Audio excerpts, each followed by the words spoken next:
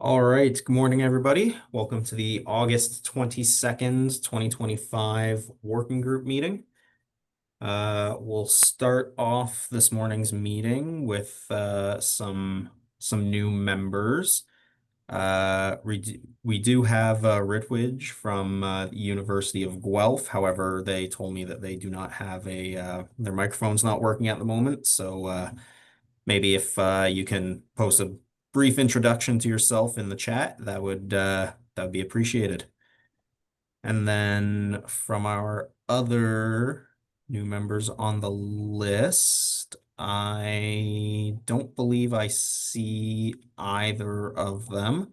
However, if there's anybody who hasn't had the chance to introduce themselves before, please do so now.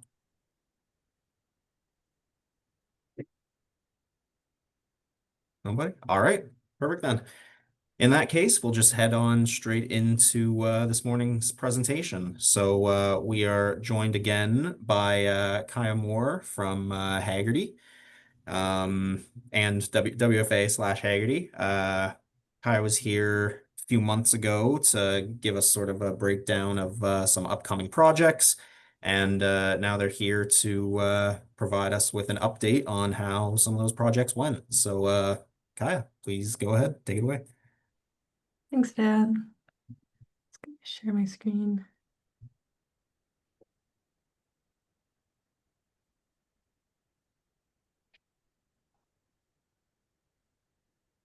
Can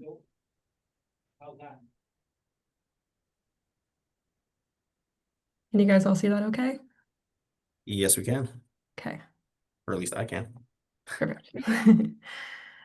So as Dan mentioned, I'm Kaya. I'll be presenting on the Innovation Farm Projects 2025 update on current projects. I was here earlier this summer, kind of doing a halfway presentation, and this is going to be a continuation of that. But I will give some background for those who maybe forget about what we were talking about or maybe weren't there for it. So just a little bit about myself. I'm Kaya. I'm the research coordinator between WFA and Haggerty AgRobotics, and I'm about a week off from finishing my Master's of Environment and Sustainability. I don't have a background in ag other than working a short job with the University of Guelph's Department of Plant Agriculture. So I kind of come at the research from an environmental research perspective, sorry. However, I've learned a lot about agriculture this summer and like very excited by the industry at large. So it's a little bit about me. Before I start, big thanks to our sponsors and organizations involved. Thank you, FCC and Eco Canada for funding my co-op specifically. Thank you, OMAFA and FCC for sponsoring a lot of the Innovation Farm projects, and a big thanks to Western Fair District and Haggerty AgRobotics for being such great supports in my role specifically.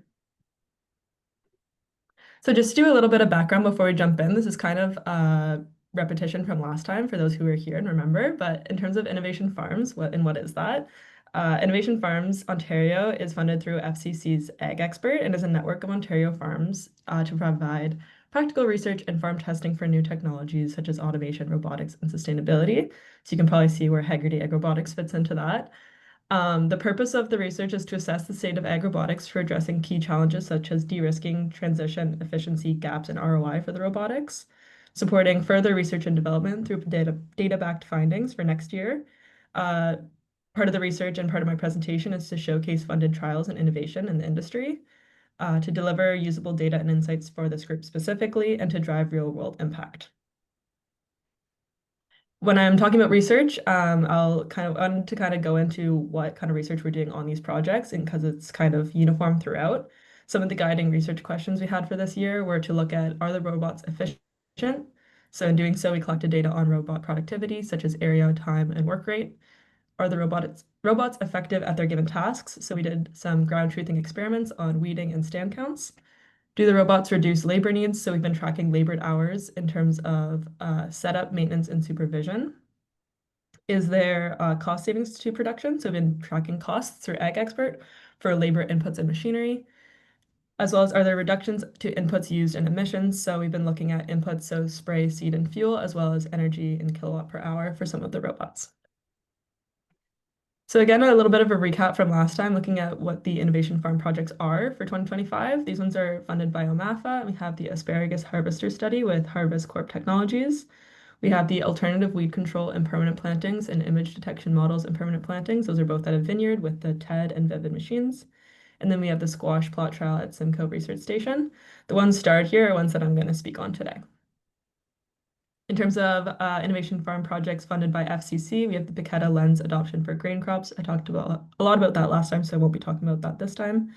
We have the AgRobotics for vegetable production and weed management at the Bradford, Ontario Crops Research Station, and that was the Oreo and the Farm Droid. I'll be discussing that project today. And then all throughout the summer at our different sites, we had Yuko Agro weather stations, and I've been using that data to import it into Ag Expert to make sure that we have real-time live reports on our weather. So jumping into some of the projects, the plot at Simcoe Research Station, as I mentioned. To overview it, it was the technology being trialed was the Nio Technologies Oz, which you can see in the pictures there. The tasks it involved was planting the squash the same day, and then post-planting and spraying, it's been cultivating between rows. In terms of trial objectives, it was to monitor machine productivity, efficiency, and involvement, as well as to assess logistics, usability, reliability, and economic feasibility. And the current status on this project is that laws are complete because the squash is grown in, cultivated. We're rating results on harvest. Additionally, with this project for us, which is great. So we did a stand count experiment to evaluate the planting, and we did a cultivation weeding efficiency experiment to look at how effective the cultivator was at removing weeds. So for the stand count experiment, they took 10-meter sections at 5 different rows on July 14th. The expected number of emerged plants with the seeding rate that the Wizard vacuum seeder had was expected to be about 15.4 plants per section. Among the different 5 reps, the average number of emerged plants was 11.6, which gave about a 75% emergence rate. When talking to the grower, he wasn't upset with this number. I think there's room for improvement, which is great because this is going to be a multi-year trial. However, he was pretty happy with that overall. Another finding that they found was that per plot, there was an average of about 1 double or triple planting. So that was kind of interesting that the Wizard vacuum seeder was actually letting off more than just 1 seed at a time occasionally. Again, they said this wasn't detrimental. The plants were all still growing, but you would actually obviously want just 1 plant per spot, obviously. In terms of cultivation and weeding, they did on 2 different days, they did 5 reps of 1 by 1.5 meter sections in between rows. So what they did is they counted the number of weeds before and after cultivation. Sorry.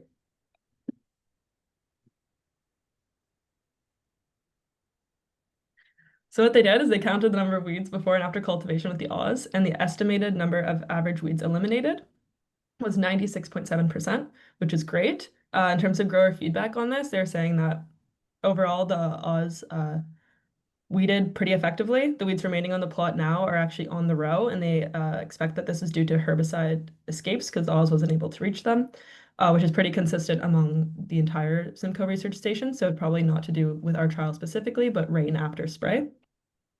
They also predicted for me that they found it because we were able to do the banded spray application with the Oz, that there's likely a 27% reduction in herbicide product use on this plot.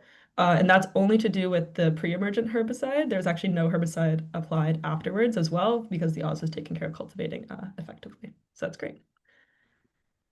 Now jumping into some current findings on this study. So last time I went over this, but these are kind of the updated stats on Oz work rates. So we have the planting work rate, the spraying work rate, and the cultivating work rate, and then kind of like an average of all of those between June and July, because those are the only 2 months that the Oz was in operation. Before jumping into these work rates and the rest of the data, I have kind of a slide here at the bottom of the screen. Essentially, this season, we're using IntelliCulture to calculate areas. And what IntelliCulture does is it kind of gives a hyper-specific area calculation by calculating the width of the implement by the distance traveled. And I'm hoping I will be able to explain this correctly. If people have questions after, you can let me know.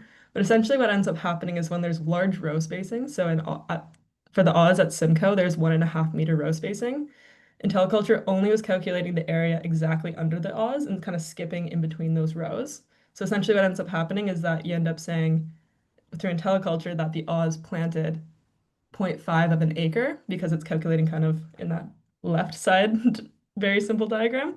It's skipping the in-between rows. It's only calculating directly under it. But in reality and in real life, you would usually say that the Oz planted an acre because it planted across an acre.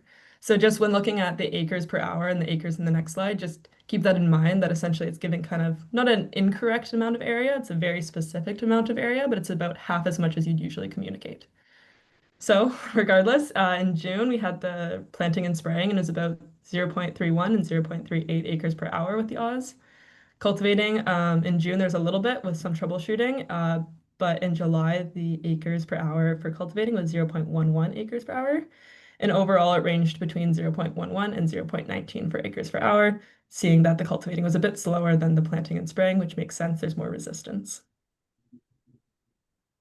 So next I put a bunch of the other data into this graph, which is indicating the total interventions, area for cultivating, area for spraying, area for planting, total area covered, total hours operating, and total days operating between July and June. I'm not going to go through this data entirely, but I wanted to highlight some things that we found while looking at kind of the differences in this data between months.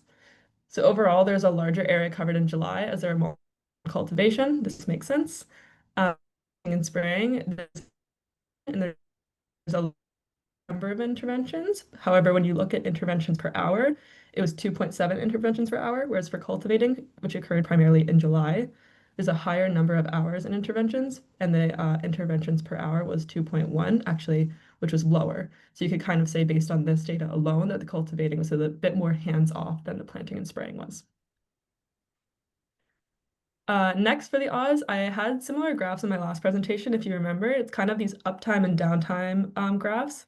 So the entire graph represents the amount of time each month, so June and July, that went towards this project. And in the green indicates hours spent by the Oz actually doing work. And the kind of orangey red colors indicate hours spent by humans, labored hours to get the Oz to do work. So what that means is mapping is a labored activity, setup, maintenance, and repair. And then the green indicate planting, spraying, and cultivating.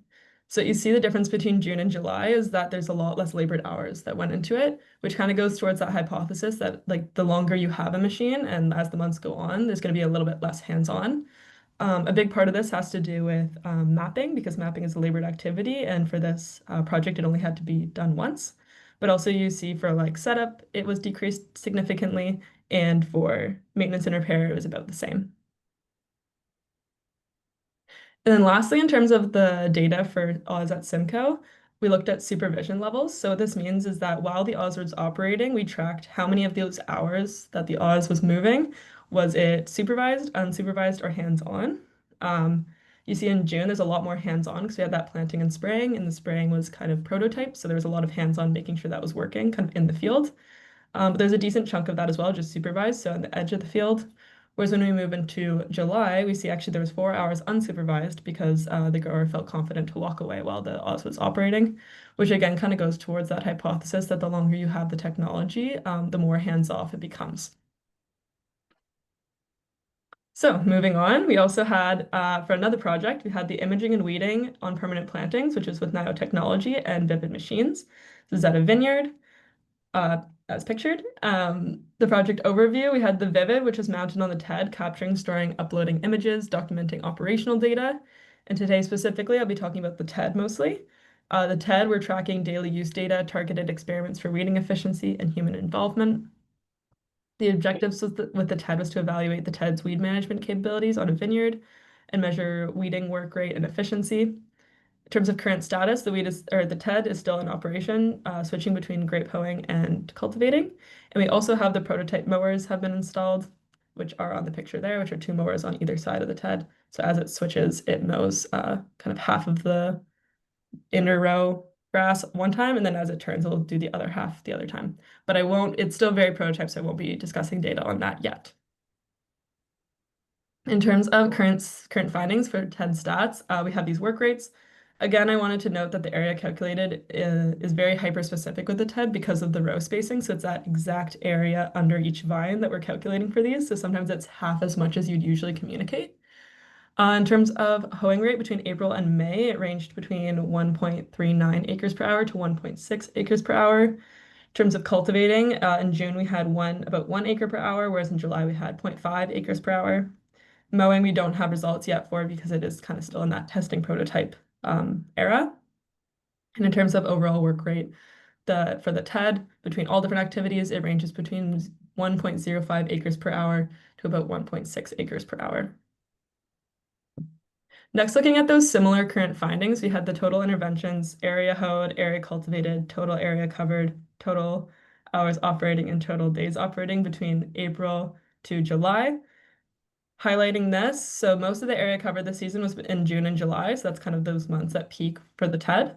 Electric grape hoe implement was on for July and April, with very, very minimal interventions recorded, only one in April for that 1 hour it operated, and in July they recorded 0 interventions, indicating it's pretty hands-off for electric grape hoe currently. In terms of cultivation, that implement was on for most of June, with the highest number of interventions involved, but that was only 0.7 interventions per hour, which was quite a bit different from the Simcoe where we were saying 2.7 interventions per hour. Moving on, I have those similar graphs, this time for April, May, June, and July, and we can see the differences between the amount of work that went into the TED, whereas the amount of work the TED was doing in terms of hours. In April, we didn't have to do any mapping because we were able to use the maps from last year, whereas May, at the vineyard, they were mapping new fields. So there's quite a few hours dedicated towards mapping there. In June, we saw about a third of its time was spent doing work, and a third of its time was spent on maintenance and repair, and about a third of its time was fixing some maps and doing some setup. In July, we had a decent amount of time dedicated towards setup because they were switching implements, and you can see that there's two different implements used in July, which is cultivating and hoeing, and then again, about a third of its time spent towards maintenance and repair. Lastly, for the TED, I have those supervision levels again, similar to Simcoe, this time obviously for April, May, June, and July. Something I wanted to note for the TED is that because it's new technology, the growers there do want it supervised nearly all of the time that we have Haggerty staff there. So that's why there's pretty high numbers for supervision levels. Something I really wanted to note in this, though, is that one time the grower was taking out the TED and actually left it unsupervised for 4.5 hours, which is great. Especially when we're looking at the amount of interventions per hour, we see that's very low for the TED, so it doesn't necessarily need to be supervised, but obviously with research, people want to supervise the technology as it's still new. And then lastly, in terms of the projects that I'm going to be presenting data on, we have the robotics for vegetable farming, which was the Nio Oreo and the Farm Droid pictured there. In terms of project overview, this is a continuation of a multi-year study on integrating robotics into traditional practices for vegetable farming, specifically this year, onions. In terms of trial objectives, we were to assess seeding, cultivating, and weeding of performance. In terms of current status, the farm droid is finished for the season. It did all the planting and cultivating between rows. And there was a current challenge this year with the Oreo experiencing computer disruption, sorry. It has been resolved, and I hear word that they might use it a little bit more this season, but I won't be presenting on Oreo data for this presentation as there wasn't much to go off of. So as per for the farm droid at Bradford, so looking at work rates, I do have that note again saying the area calculated is by width of implement and distance traveled, but for the farm droid, I found it was a bit more specific because that row distance was so small. So in terms of a planting rate, it was about a 0.18 acres per hour. Cultivating rate, it was about a 0.32 to 0.34 acres per hour. And that overall work rate just ranges the same. In May, we had the planting done, and for June and July, the farm droid was only cultivating. Looking at that same graph again, now for the farm droid, we have the interventions, area, and hours operating. In terms of highlights, the majority of the work was completed in May and June. Planting occurred in May, cultivating June and July, as I mentioned. Overall, with the farm droid, as you can see at that top of the bar graph, there's a very low number of recorded interventions. The only time we saw interventions was in May during planting, which was likely for filling the seed. Qualitatively, I had a kind of post-season interview with one of the operators, and they said the farm droid plot had the least amount of weeds during the season as compared to the Oreo and traditionally managed plots. Their experience using the farm droid has improved drastically since last year, and they also estimated for me that about 5 people hand weeding could be replaced by the farm droid plus one person following it in terms of that kind of 7 acre range, but they're looking to expand on that for next year, which is great.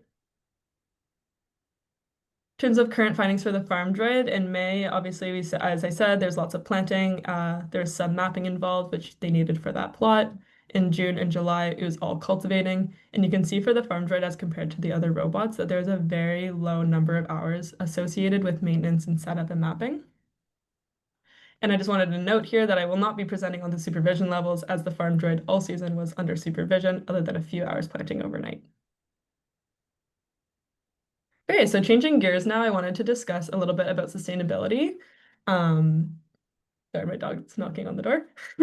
As it relates to our trials, as well as the work being done at Innovation Farms. So just to start with kind of a definition of what sustainability is, according to American Society of Agronomy, they say that sustainable agriculture over the long term enhances environmental quality and the resource base in which agriculture depends.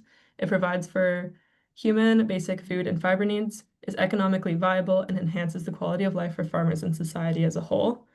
I think this is a great definition going based off of for sustainable agriculture, because there's a big misconception that when we're talking sustainability that we're putting environment forward and kind of leaving the economics behind. And this is not true. You need kind of a balance of all three of these in order for sustainability or for a system to be the most resilient against change, as well as uh, the best it can be, essentially. So one way of looking at sustainability for any system is to evaluate the current threats towards that system, as well as the potential negative impacts that system has, and seeing how these relate to each other. So again, this is from American Society of Agronomy. I listed the current threats to modern agriculture, which we've talked a bit about in this group before, which are labor shortages, rising cost to production, herbicide resistance, and climate change, which constitutes extreme weather, pests, and diseases towards agriculture. In terms of potential negative impacts of modern agriculture, obviously, like this is farm dependent, but overall, kind of like overarching themes are runoff and leaching from nutrients, natural resource neglection or mismanagement. This has to do with water and soil, GHG emissions from the burning of fossil fuels for different equipment, and soil degradation, which could be erosion or compaction. I think the interesting thing with sustainability is that when we look at these two things, we can see how circular they are in nature. For example, modern agriculture, there's GHG emissions involved in the burning of fossil fuels. This contributes to climate change. Climate change contributes to negative impacts on agriculture. So when we're looking at increasing sustainability, I think it's really important to target areas of potential negative impacts to help yourself become more resilient towards the current threats. And essentially, this is a long-winded way of saying why I looked at sustainability in terms of the AgRobotics for advancing sustainable agriculture. And so this summer, I set out to look at different ways that I think the robotics are more sustainable than traditional methods. And these include reducing labor needs through autonomy, which we talked a little bit about today, providing alternatives to herbicide. Uh, the robotics have potential for input reductions through advanced precision. The robotics have reduced GHG emissions. They promote healthier soils, and they reduce noise pollution that has helped for biodiversity and human health. So not all of these we've been looking to prove this summer, but the ones I have starred are ones that have direct relations to the projects we're working on. And the other ones are ones that I've kind of thought about this summer and been doing some literature review with, but I won't be talking necessarily about them today. Hopefully in future studies that we do, we're able to prove those out for maybe next summer. So one of the big ones is GHG emissions, and this is a pretty like simple one to track, especially because a lot of the robotics are electric. So what I did is I looked at the NIO robots, because on NIO's app, you're able to see the total energy consumption in kilowatt hours per day that the robots are working. So what I did is I summed up all the kilowatt hours, so the total energy consumption per month for the Oz at Simcoe and the TED at the Vineyard. And then I translated this into what essentially the mid cost for electricity would be for per kilowatt hour burned by the robots. And then I also translated this into CO2e emissions. And what I found is that the costs are relatively low. So the Oz at Simcoe, obviously, this is a very small electric tractor, and then it ranged from under $1. In terms of the TED at the Vineyard, it ranged between 131 to about $2.30 in terms of cost of electricity. Again, this is based off the total energy consumption from NIO. I think there's more efficient ways of calculating this, maybe metering the actual outlet that we're charging the robots on, but I'd still think you'd get pretty similar results. In terms of CO2e emissions, it was all under 2.27 kilograms, and kilograms is relatively low. The reason there is CO2 emissions is because of the way that electricity is produced in Ontario. So the way I found that kind of coefficient to multiply the kilowatt hours from is from GridWatch Ontario, which you can see where the electricity is being generated from. And occasionally we have emissions due to electricity generation in Ontario, but still extremely relatively low compared to what you would see from a diesel tractor. Sorry. So I wanted to, after looking at the costs and emissions, I wanted to compare that to what a tractor actually is. And so I did a very, very small comparative study of one pass of cultivation at the Simcoe Research Station, where the grower used a small diesel tractor and cultivator, and then they also used an Oz. So the amount of time it took the diesel tractor and cultivator to cultivate the entire area was 0.33 hours. For the Oz in between rows, it took it 4 hours. The entire field was about an acre. The energy and fuel associated with this would be 0.63 US gallons, and for the Oz, it was 1.24 kilowatt hours. I converted both of these into costs, which would be about $3.18 for the diesel tractor and only 15 cents for the Oz, even though the hours were so much higher. And then in terms of emissions, it was 5.89 kilograms of CO2 emissions for the diesel tractor, and for the Oz, it was only 0.18. Which is kind of a really cool way to compare like how much less cost and emissions are. Obviously, this is a very small study, but when you look at if the Oz were to be able to grow and take care of multiple acres, or just look at the entire season between the Oz or a diesel tractor, you would see even higher differences. So overall, the cultivating with the Oz costed about 21 times less for fuel, with about 33 times less for CO2 emissions. If you're looking how I got these numbers, I have my sources at the very end of the presentation as well, but I won't get into that now. So changing gears for the last time, a big part of the research we were doing this summer is using AgExpert to figure out ROI on some of these new technology. So with AgExpert, we are tracking daily use data from all the trials, and it's being uploaded into AgExpert to track robot productivity, labor, equipment, and input costs. Sorry. Something really cool with AgExpert is that it's really user-friendly, and you're able to input your fields and you're able to input your activities and inputs kind of just one time and then kind of repeat those. And then it's essentially acts as a calculator, and you're able to view and export costs. And that helps you obviously determine your ROI. Costs are very hard to track, obviously. With the ROI assessment that we're going to do, we've chosen two specific projects where we're collecting a lot of data on, and that's the squash plot trial at Simcoe Research Center, which we've talked a lot about today, but we're also going to attempt to do an ROI assessment on a robotic comparison trial, which I haven't spoken about today, but I will get into now. So what is this project? It's funded by AC and FCC. And it's a comparison study of AgRobotics versus conventional equipment for corn production using the roboti, which is pictured there. This is going to be a multi-year study. We're comparing a control field to a field that utilizes the roboti equipped with fertilizer mechanism, planter, and cultivator. And as I mentioned, we're going to conduct an AgExpert fueled ROI analysis on this. So how are we doing this? We're inputting everything into AgExpert, as I mentioned, and then what you're able to export out of AgExpert is the costs. So with the grower right now, they're helping me input all the equipment and labor costs and input costs that went towards both of these different fields. And for what I summarized here, I'm not going to go through everything, but I summarized in terms of the activities for plant and fertilize, because that's what the roboti was involved with between the two fields, so the control and the roboti field. Looking at that kind of lower chart there, the total cost for the control field and the roboti field is pretty similar. And then when you look at cost per acre, we have about $308 so far this season per acre on the control, whereas the roboti is $329 per acre. Obviously, you'd like to see that the roboti is less, specifically for this research, but they're relatively similar. And I think once we get yield, we will be able to compare yields to costs and find an ROI, or revenue to costs to find an ROI. But I think it's great to see how close they are so far, especially because of the cost of the roboti. But overall, there's other benefits to adopting new technology. So even if we were to find that the costs and ROI are very similar, I think that there's an argument to be made that there's a lot of other benefits you get from switching, such as the convenience or all those kind of sustainability metrics that I looked at before. but that will kind of come later as we don't have yield uh, data yet. And then lastly, in terms of this ROI, I have an ROI comparison table for how we're going to calculate this. So with Ag Expert, you're able to look at the revenue, input costs, equipment costs, labor costs, other costs. And then this is a very simple ROI calculation for this year. Next year, we're hoping to do the trial on one field. So there'll be a little bit less variables occurring. But for this year, we're comparing field to field. And in terms of moving forward, so wrapping up my presentation and finishing the season, obviously we're gonna keep collecting data, and once we have harvest data, we'll be able to look at ROI. Continue using this data to drive insights for research and development towards next year's trials, as well as just the robotics in general.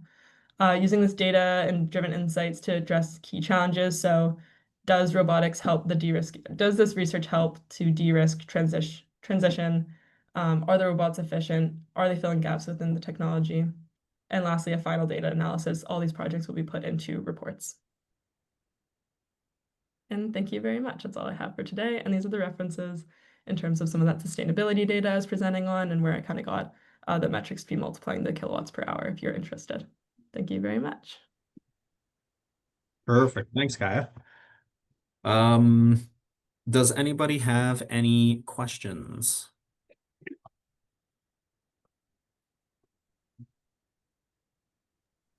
I don't have a question. I would have a comment. What's going to be interesting is, let's say with the roboti, is the overall cost. Because what we're comparing this against is a new robot and a very small planter in like 4-row planter is almost unheard of. Like nobody buys a brand new 4-row planter for field corn anymore.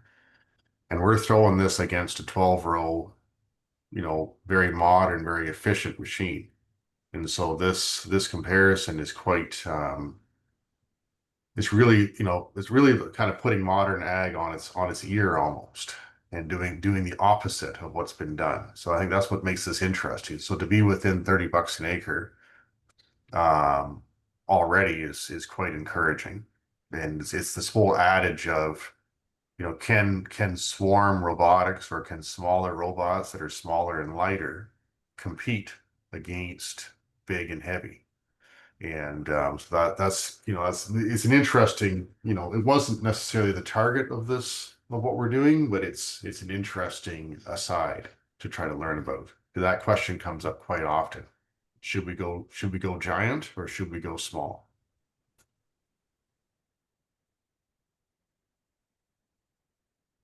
Awesome. Thanks, Chuck. Any other comments or questions for the presentation? Nevin, yeah, please go ahead. Yes, nice job, Kaya. Just a question on the number of interventions and human interaction with the equipment. Good job trying to quantify a pretty tough topic. In your opinion, is this kind of a part of the learning process and establishment of the technology in the production system it's being applied to? And would you expect that amount of intervention time to go down over time and with experience? I'm just trying to get a gauge of, to what degree can this really be autonomous in 2 or 3 seasons of use? So I'd say yes. Looking at interventions is definitely part of the learning process on like how that's kind of like the whole point of us collecting it is to see how autonomous truly are the robots, as well as looking at that supervision level. And I think from what we're seeing, so like for the TED, for instance, it's been a couple seasons where they've been using it and it's pretty low on interventions, whereas the Oz, and obviously these are different robots, but the Oz being its first season and even between months, you're seeing more interventions the first month, much less the next month. And even if I were to split that up from week, from what I'm seeing so far, there are less interventions. Obviously it's dependent on implement. So like when you're switching over an implement, that kind of might peak, but then they kind of go down from what we're seeing, which is really great. I think one way of looking at it is the supervision level, but also thinking about maybe you're supervising something and it's that you're actually not intervening, then you can maybe think about walking away. So it's a good way to communicate to growers or people who are looking to adopt to say, look at how few interventions for this specific robot there were in an hour. you're okay to walk away, you're okay to trust it. So I think it's also building trust within growers between us collecting it and also presenting on it, but also being able to communicate it, if that makes sense. Yeah.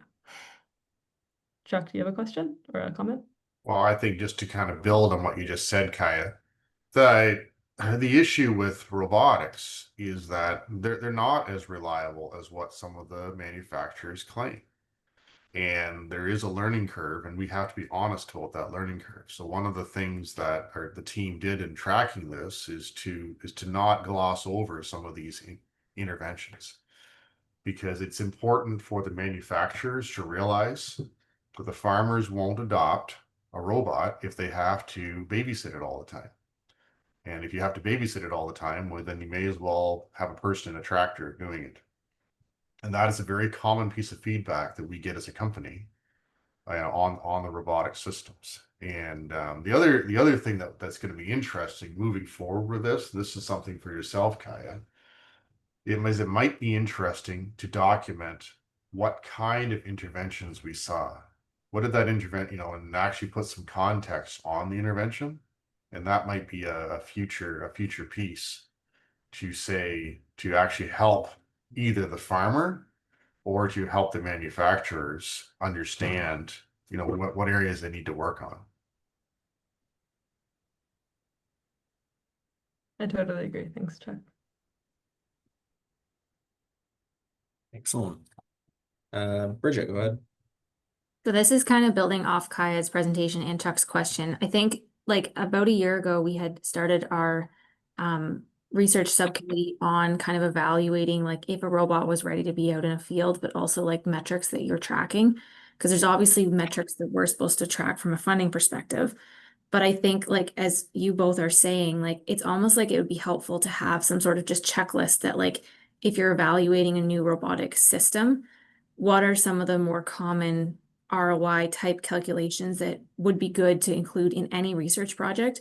And maybe that's something that the working group kind of signs off of, like these are the ones that we think would be good to be able to track.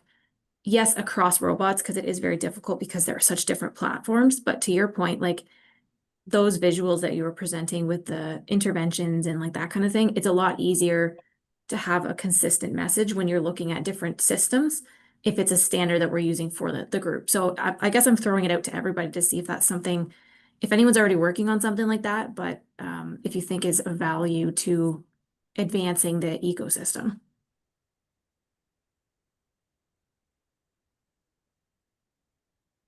Seeing some nodding. A thumbs This up. is how we learn year by year. We realize what we should have done, and we try it again next year. Right? This is one of the things.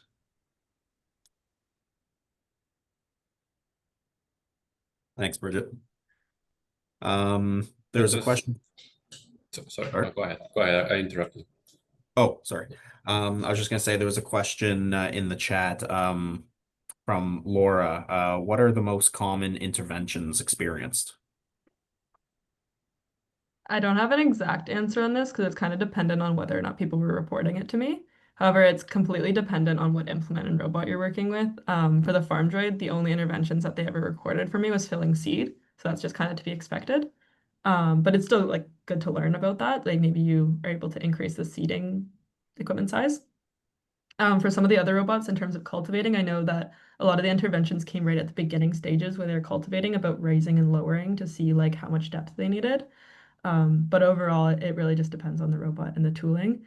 But I do agree with Chuck that making sure that we have like a lot of documentation on that will help research and development going forward to see what we can do as a company or as what the producers of the robots can do to kind of fix and reduce those interventions. If that makes sense. Perfect. Caesar, go ahead. Yeah, thanks, Dan. No, just one comment I wanted to add to what Bridget said, which is I think I totally agree. It was a very valuable comment. One challenge we might have when we try to do ROI calculations is like every operation is different, and farms in general they don't even have the information to have accurate costing. So if you want to compare a specific operation like weeding or seeding and all that, they don't break down their costs. with enough resolution to sometimes do that, to do proper comparison. So I think part of the work we have ahead is to do that research, to actually put accurate numbers into conventional farming and compare side by side. I think farmers will find that really valuable as well, to really buy into this newer technology. Well, I think, see there, I think one of the things, and as an economist, like I don't like doing this, but unfortunately we have to do the cost comparisons and the ROI comparisons on that specific farm against that farmer's existing practices, which is not ideal. You know, the dream state is that we could say, this is what it costs and this is how it compares against every farm. But because, as you say, every farm is different, we really have to start doing it on a farm by farm basis. So at least we can start somewhere and get these numbers going. We have to start at least start collecting something. Totally agree, and that's exactly what I was going to. That we need to compare to real numbers, and the only way to do it real is to do specific in-farm comparisons, because generic numbers don't work. I think, in my perspective, based on what I've seen, everyone is different. But a benchmark's better than nothing. So I agree, Chuck, that the role that you guys are doing and the work that Kay is doing is critical, because at least we're putting a stake in the ground and saying, all right, here's some numbers. Adapt them for your own operation, because it is different weeding versus something like the mushroom harvesting that goes on 24/7, 365. So, and we have some producers who have told us that they're not willing to share. That farming is competitive. So we also have to thank the producers who are willing to share those costs, because not all of them are willing to.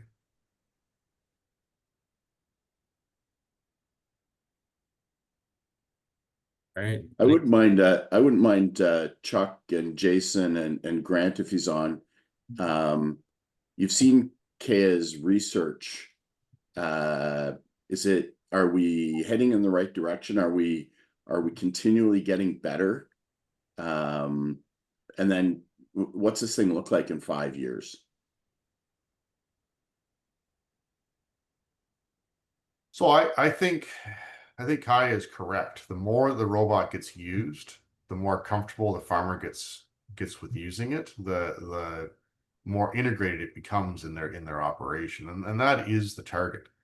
The challenge that we're up against is that when you turn the robot on, if something doesn't work quite right, the farmer may or may not be willing to give it a second chance or a third chance. And that is this whole level of simplifying these interventions is something that has to be addressed to get us to that 5 years, in 5 years where we see lots of adoption. I think that's a monumentally critical piece. And the term that was shared with me when we were at Bradford, and I can't remember who told me this, but they use the word predictability, and trying to make these robots predictable, that the farmer understands that it doesn't matter if the Oz only does 0.3 acres an hour. It doesn't matter that the farm droid only does 0.2 acres per hour. That's not the issue. The farmer has to have 100% or 98% confidence that it's going to do those acres that it says it's going to do. And then the acres per hour don't matter. The issue we have is that if the robot can only do half an acre an hour or whatever, but it stops every 3 hours for some reason, that is the issue that we have to resolve first. And I think that's how we get to the more widespread adoption of this equipment. I'm not sure if that answers your question, Joe, but that's where my head is at. Yeah, no, it's valuable.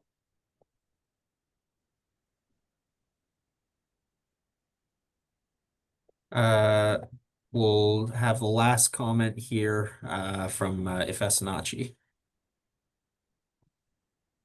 Okay, thanks, Dan. I just wanted to kind of refer to what Joe was asking, if we are headed in the right direction. So I think with all the studies we're doing with these robots, I think is the right step in the right direction because some of the things we're seeing, especially this season where um, we kind of seen a different thing operation from with the Nairo. Last year it worked perfectly fine. Now it's up, but the performance level is still kind of you know not as what we saw last season. So currently, its spraying capability is not where we want it to be. Like it was out spraying on Thursday, that was yesterday, and it kept stopping, and we had to intervene for most of the time to get it back into spraying. So I think you know if at the end of the day, the report that is going to come from me and other people who are looking at this, if these feedbacks are taken into consideration and implemented, these robots can get better, and then we're definitely in the taking the right step in the right direction. Just to add to that, I would say like the robots as a whole are getting better, and every year they're becoming more reliable. Like we have to dedicate less time on the service side per robot. But to build on to what IFX is saying and what we've been saying in this call too, like in terms of having protocols and systems in place to measure and to find the right things to measure, like this is the first year we're measuring interventions and we're seeing the importance of it. That's going to really help push things, I think, in the right direction too, like gathering what are the critical things we need to quantify and find benchmarks for. And Kristen posted too, like there's the crops cost of production benchmark that's been made too for a lot of crops in Ontario. So using those as comparisons to conventional equipment, like the grower we're working with to do comparisons to the Roboti. He uses a lot of custom rates to do his calculations because there's a lot of um, well-established costs built into that, like labor, fuel, equipment depreciation, that kind of thing. And it may even lean on the conservative side too, so you have a good comparison. But I think it's all pulling in the right direction, and they're both kind of going to benefit each other because you can't. It's hard to improve something if you can't measure it, and we're getting a lot better at measuring it. Awesome. That's great, Jason. Thanks. We've kind of, I feel like this has kind of morphed into the roundtable discussion. But I did want to we're at the last 10 minutes here, so I wanted to give a chance for anybody else who had anything comments, questions, anything like that. Hi, Dan. It's Lisa Mergen here.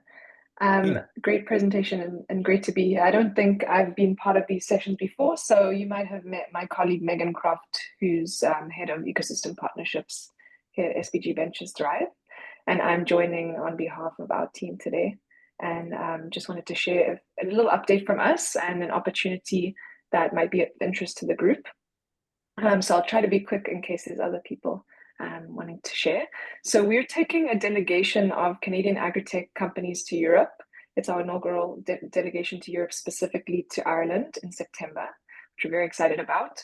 It's part of our initiative to strengthen the bridge between Canada and Europe, to catalyze cross-border innovation, investment, collaboration between Canada and Europe's agri-food sectors. Our organization has a team in Canada, in the States, in Europe. So we're very excited to be going over to Ireland in a couple weeks. And we're starting with Ireland as that's a strategic gateway for agri-food tech companies and many others looking to enter the European market. And for the delegation, we have a great jam-packed week full of meetings and engagements for our delegation with corporates, investors, government agencies, lots of networking. And we're going to be attending the largest agricultural event in Europe, which is called the National Plowing Championships. And we're sharing this today in case anyone's going. Please do let us know if you have colleagues, other members in your network that you know are going to the National Plowing Championships. Please do let me know because we have some engagements that we can share with the network. As well, if you're interested in learning more about our delegation, I'm happy to connect. I'll put my email in the chat for anyone that may be interested in learning more or has knowledge of somebody going from Canada. Great to be here, and thanks again for having me. Excellent. Thanks so much for the update there, Lisa. I appreciate it.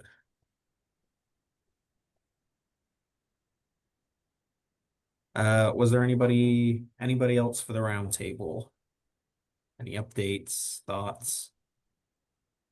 We have the outdoor farm show coming up for the people that don't know about that. The Wednesday morning's the Ag Tech Breakfast. So encourage people to come to that. If they go to Canada's Outdoor Farm Show website, should be able to register and find that. If not, check with me and I can send the link. I think the other big news this week was Sean O'Connor's group out in BC, Forage Robotics, closed a $40 million Series B investment round, which is going to help them make that business hum. So that's big news. And then I think Chuck, you sent me a note. Reservoir Farms, the testing entity out in California, just got John Deere to be one of their big keynote sponsors. So found that interesting because it's horticulture and Deere's not that strong there, and kind of an interesting opportunity there. So lots going on heading into the fall. Excellent. And we had a presentation from Danny at the reservoir a few months ago, and we've already planned to bring him back in December, sort of post-season, to give us an update on their first year. So yeah, I'm sure he'll of course touch on that. So that'll be really interesting. All Do you right. want to mention you've got a booth out at the farm show, Dan? Yep, yeah, absolutely. So we're going to be the AgRobotics working group along with RHA and Haggerty. We'll all be in the OMAFA pavilion. We'll all be next to each other there. Should be in the same spot we were last year if you were there last year to see us. So definitely come and say hi if you're attending the outdoor farm show. Oh yeah, Kane Garson. Kane's gonna be in the OMAFA tent as well. So a lot of friendly faces for those 3 days. So it'll be a good time. Hopefully the weather's great. If the weather's not great, we're in a tent. So hang out with us.